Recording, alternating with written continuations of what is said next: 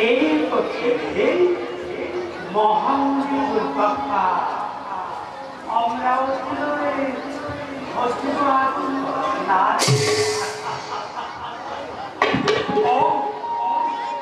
এই পক্ষে নয় দেওর বাবে কিছু সময় অপেক্ষা করে দাও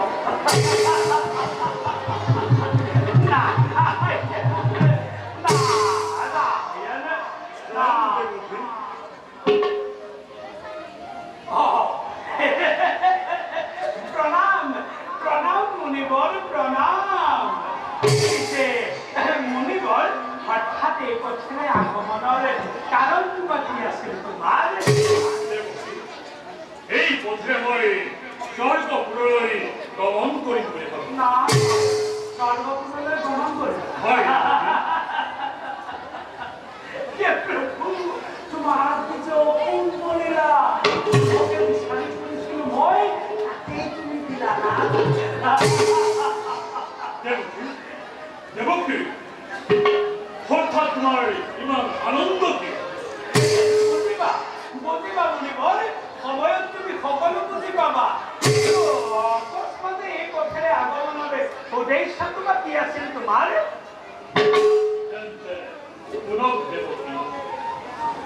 কৈছিলো মই বৈকুণ্ঠধামে লক্ষ্মী নাৰায়ণৰ চৰণ আৰু আমাৰ ভক্তি তুষ্ট হৈ মাতৃ লক্ষ্মীয়ে মোকে এই ৰুদ্ৰাক্ষমালা কন্যা নাৰায়ণ নাৰায়ণ কওকচোন হে দেৱকী এই মহাৰত্ন মালাধাৰীয়ে আমাৰ দৰে তপস্বী বলত জানো কৰিব অমৰাৱতীলৈ যাত্ৰা কৰি দেবেন্দ্ৰ কুমাৰী এই মহাৰত্ন মালাধাৰী কৰিম বুলি অৰ্থ সুন্দৰেই হৈছে মুনিবৰ প্ৰকৃততে এয়া এনেও দেৱতাৰ এই বস্তু কিন্তু এটা কথা মুনিবৰ বাসৱৰ চৰিত্ৰ বুজা হলে বৰ টান বুলিব বাসৱতী এই মহাৰত্ন লক্ষ্মী পদত্ব মালাধাৰীকে অপব্যৱহাৰ কৰি নিজৰ সৰ্বনাশে নিজেই মাতি আনিব বালতেন্তে দেখা যাওকে বাসৱৰ কেনে ব্যৱহাৰ নামে মই স্বৰ্গ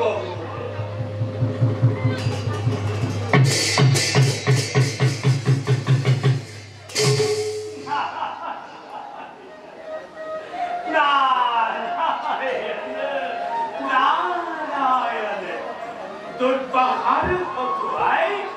বাসৱক মালা এয়া মাত্ৰ আৰম্ভণিহে আৰু তাৰ পাছতেই ভগৱন্তৰ পৰম ভক্ত বলিৰ মনোবাঞ্ছা পূৰণ আৰু অহংকাৰী দেৱতাসকলৰ তৎপচৰণ বলাব লাগিব যাওঁতে মই প্ৰভুৱে পুনৰ কি ব্যৱস্থা গ্ৰহণ কৰিছে তাৰে মই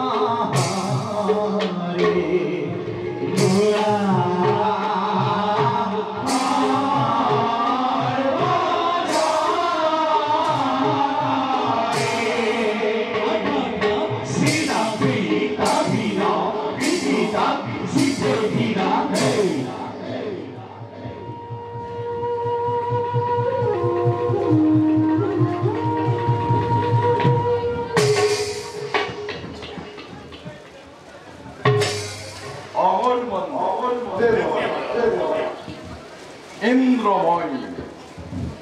अरगर राजा प्रकृतिर समस्त रूप सम्मिलित करे विधाताई निजे हाथे सदन करेছে আমার এই অমরাবতী ফুল গোয়াকে দেবগণ এই অমরাবতী ফুল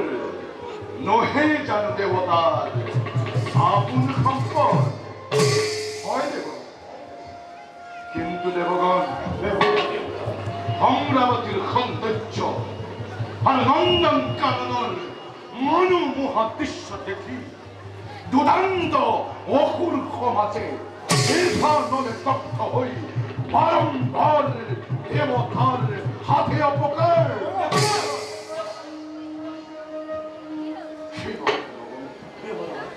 অমরাবতী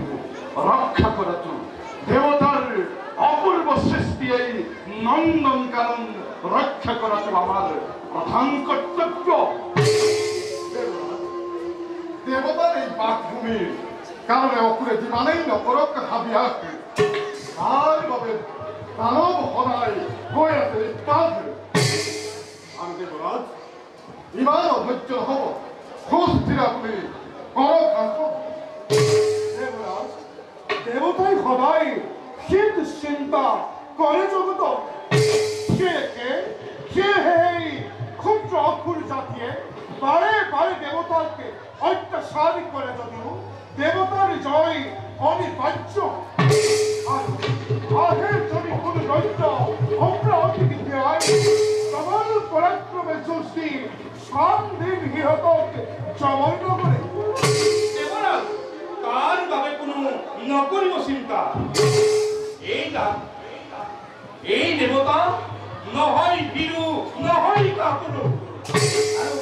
পরে যদি কোনো অপুরে আমার এই স্বর্গপুরী আক্রমণ নিমিষতে প্রথম তাকে জমা লাগে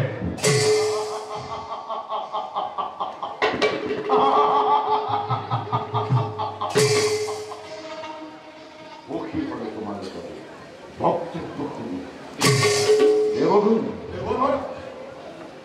নিজ নিজ কর্তব্য পালে আমার এই স্বর্গ রাজ্য রক্ষা করা তো আমার সকলরে প্রধান কর্তব্য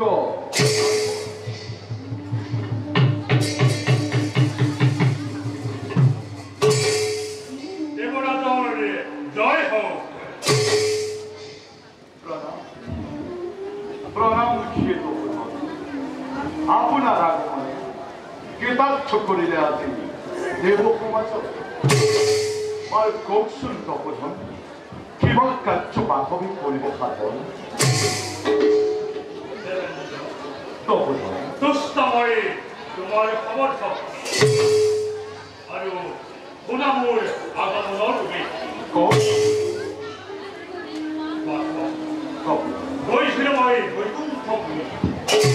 লক্ষ্মী নাৰায়ণৰ যুগল চৰণ দৰ্শন কৰি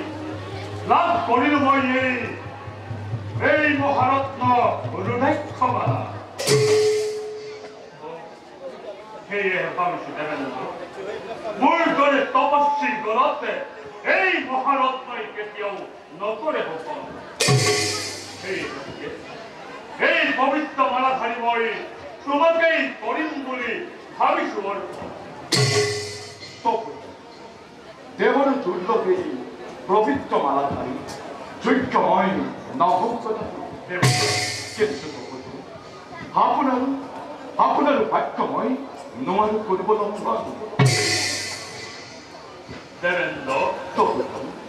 সেই মহামাল্য মালাধারী তোমাকেই মই কৰিম অৰ্পণ আৰু এই মহামাল্য মালাধাৰীৰ বাবে তুমিয়ে একমাত্ৰ যোগ্য ব্যক্তি লোৱা দেবেন্দ্ৰ হাতৰে তুমি এই মহা পবিত্ৰ মালাধাৰী গ্ৰহণ কৰা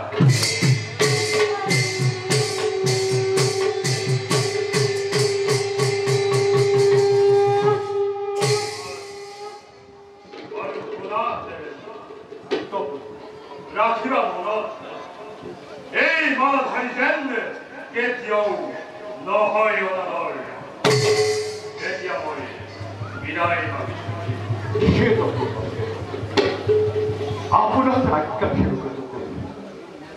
এই দেবর দৈন্য পবিত্র মালা করে আশীর্বাদ করিব তপন এই পবিত্র মালাধারী গৌরব যাতে কোনদিন নহয় লাগ তথাস্তু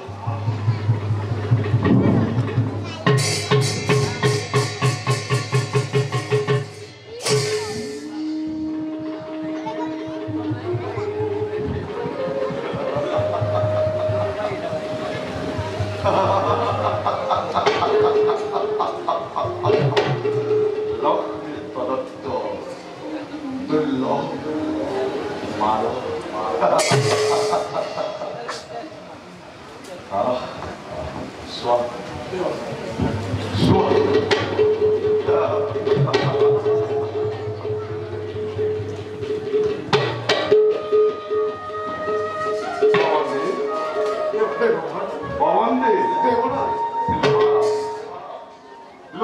পবিত্র মালা তুমি মোর প্রিয়তমা ভাজ্য হসি করিবা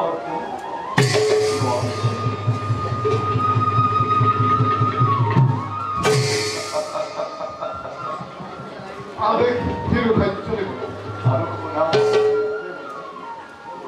হসিকে দিবা হকিয়া যাতে এই পবিত্র মালাধারী অর্চনা কোনদিনে নহয় লাগলো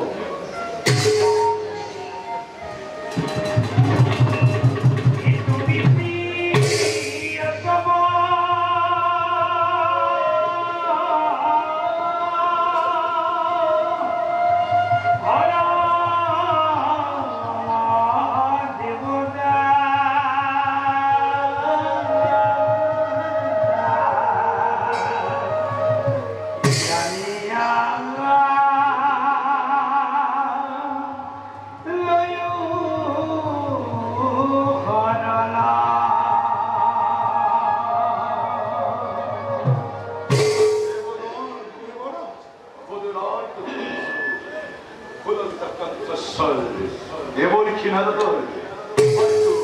আমার খবি পেতে হলো হয়েছে আগমন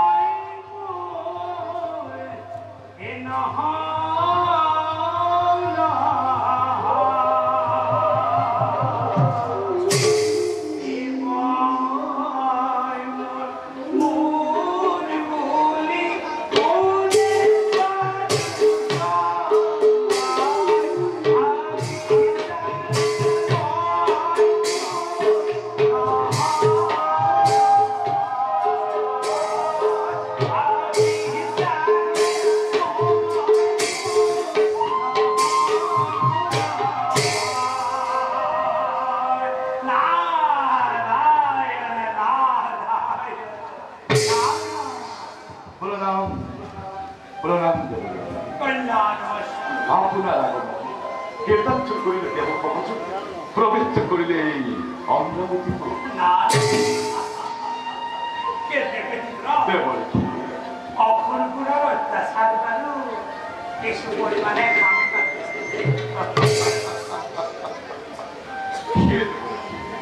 সাপড়িলে জানো মেঘ হাতকে সময়ে চেনে ধরে আমাকে করিব আহ্বান আমি কর্তব্য চেনে ধরে ভগবান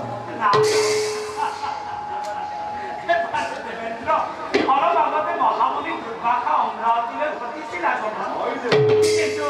উদ্দেশ্যটো বা কি আছিল দেবলক্ষ্মী মহামণি দুর্বাসার আগমনের উদ্দেশ্য অতীতে মহান মহামণি দুর্বাসা জগৎ জননী লক্ষ্মী দেবী একে দেবদূত পবিত্র মালা করেছিল অর্পণ মুনিরাজে সেই পবিত্র মালাধারী আপন গলে শোভা নাপায় বলি আমাকে করিলে বল কিন্তু তুমি বাবু সেই মালাধারীকে কি করিলা বর্তমান কি মালাধারী মই মোর প্রিয়তমা ভাচ্চা হসির দিকে করার পরিধান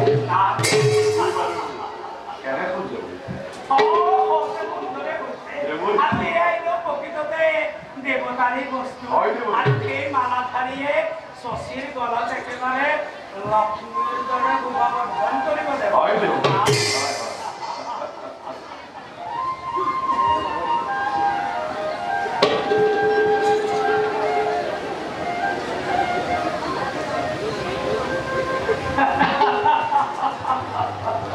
সেই মালাধাৰীয়ে লক্ষ্মীৰ গলত একেবাৰে গোভাবৰ্ধন কৰি উঠিব কিন্তু দেবৰাজ তুমি এটা কথা মনত ৰাখিবা তুমি আকৌ কি মনত ৰাখতে ভাবিছো তুমি বাৰু নিজকে ইমান তুচ্ছ জ্ঞানী কিয় কৰিছা দেবেন্দ্ৰ তুমি এজন সাধাৰণ মুনিৰ দ্বাৰা পৰিত্যক্ত মালা তোমাৰ শশীৰ গলত অৰ্পণ কৰি তুমি যেতিয়া তৃপ্তি লভিব খুজিছা তেন্তে আমাৰ আৰু ক'বলৈ একোৱেই বাকী নাথাকিল আমাৰ আৰু ক'বলৈ একোৱেই বাকী নাথাকিল আমি এতে নিজ কৰ্তব্যত অৱগ্ৰসৰ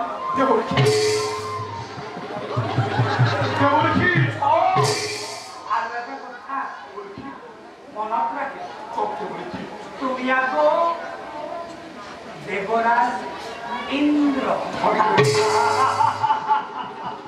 মই দেবৰাজ ইন্দ্ৰ তুমি দেৱৰাজ হয় দেবৰী তুমি দেৱৰাজ ইন্দ্ৰ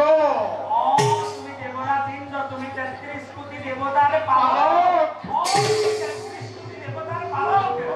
ইচ্ছা কৰিলে এটো পাহে নালাগে হাজাৰ ৰূপ পাৰিতাৰ বৃক্ষ তুমি অমৰাৱতীত ৰোপণ কৰিব পাৰা তুমি এডাল নালাগে হাজাৰ ৰূপ পাৰিতাৰ বৃক্ষ অমৰাৱতীত ৰোপণ কৰিব পাৰে মনত ৰাখিবা দেবেন্দ্র তুমি কি তুমি 33 কোটি দেবতার বালক দেবরাজ ইন্দ্র